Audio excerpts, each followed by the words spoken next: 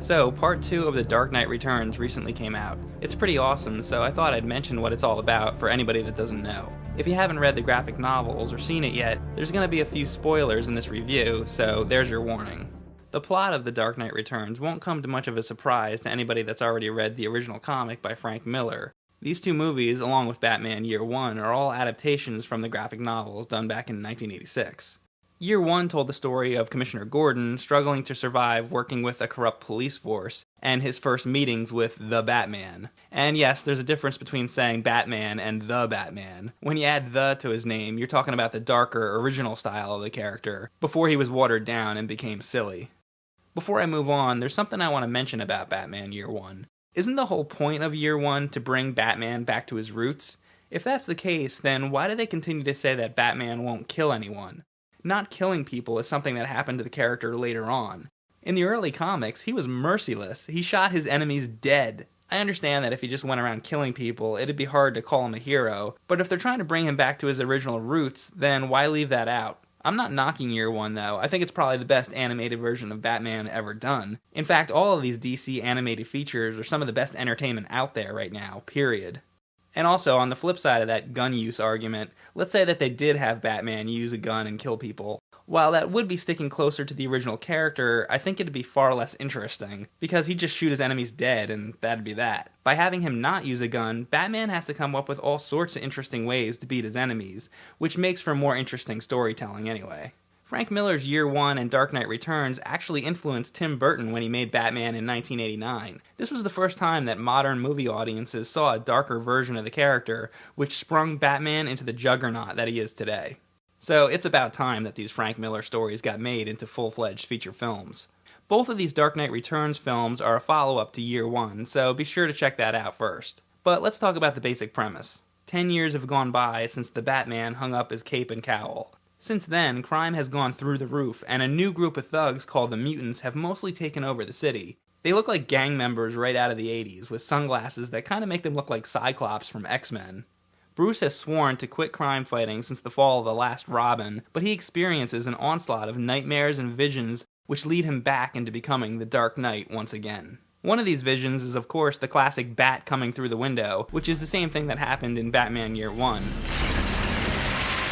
The first time I saw that in Year One, I found it a little strange that a bat would just crash through the glass like that, but whatever, it was no big deal. But now in this, Bruce is an older man, and the same thing happens again.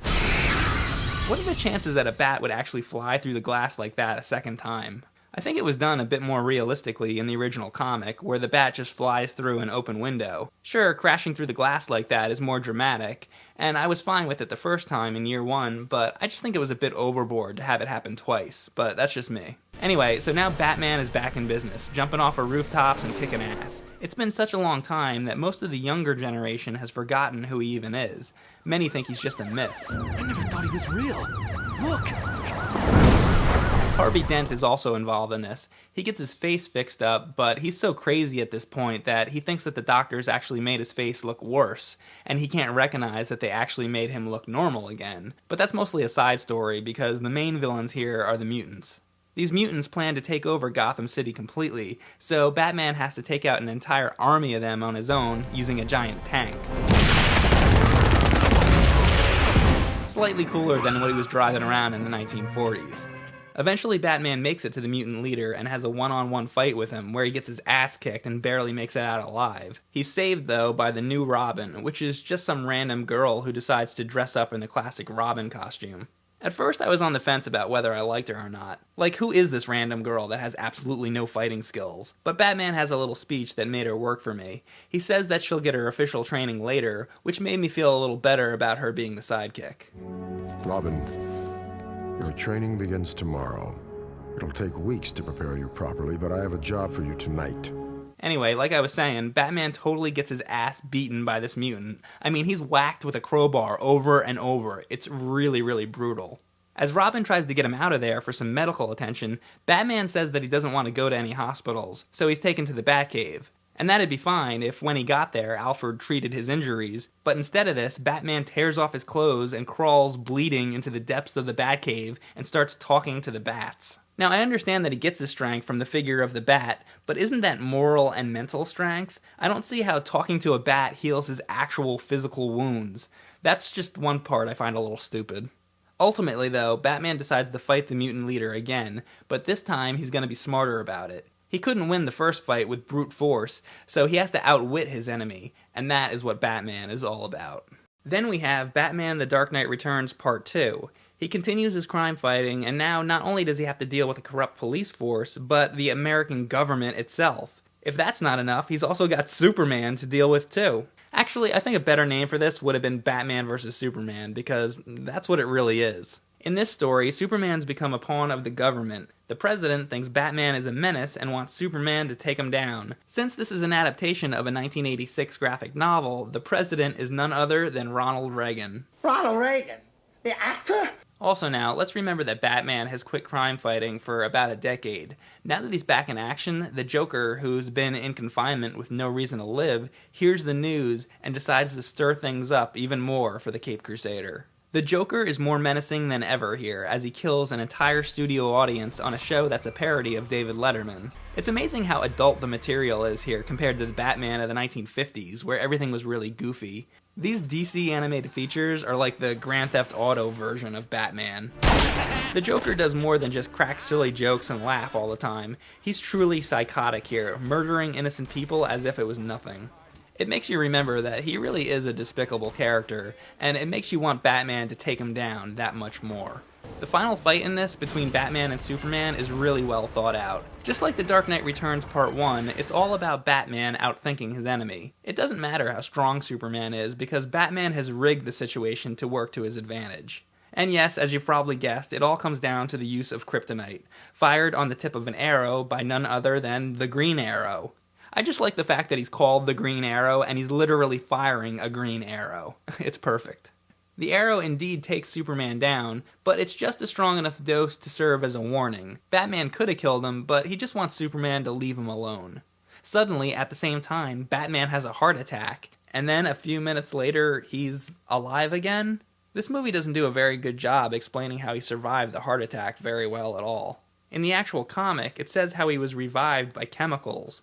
What happened was, he chemically engineered himself to make it appear he was dead, when really his death was just suspended. Maybe they were just cutting the movie down for time or something, but I think leaving this part out leaves the audience in a state of confusion over how he can just suddenly come back from the grave. That's one thing that they could have made more clear. There's some cool bonus features on these Blu-rays, like a featurette on Bob Kane. It's a good documentary about him, and certainly something that any Bat fan should watch. I learned some things that I never knew about him, like that he worked at Fleischer Studios animating Betty Boop cartoons. How awesome is that? You have booped your last boop. There's Betty Boop and Bela Lugosi as Dracula. Always pretty awesome. Batman's even compared to Dracula sometimes. The children describe the gang's attacker as a man dressed as Dracula. It's a shame though, the featurette has some bad interlacing problems, as you can see. They put some episodes of Batman the Animated Series on here as bonuses, but the image quality doesn't look that great if you're watching it on a big screen. The main feature looks nice and crisp because it's presented in 1080p, but then if you switch to the bonus cartoons afterwards, you'll notice a big drop in picture quality because they're only shown at 480p. It's a shame because Batman the Animated Series was an awesome show and deserves a better release. What we Bat fans need is a Blu-ray box set of the whole series, and let's not even mention the whole fiasco with the 60s series. I did like the little tribute they did, though, with the Bat phone. Anyway, so all these DC animated features are really great. They keep setting the bar higher with each one of them. Just in general, it's great to see somebody actually doing traditionally animated stories with actual adult themes, because it seems that most animated features these days only pander towards a younger demographic. DC is doing the right thing by keeping it gritty and real. This is Batman done the right way. Sorry, strike that. This isn't Batman, this is the Batman, and it's fucking awesome.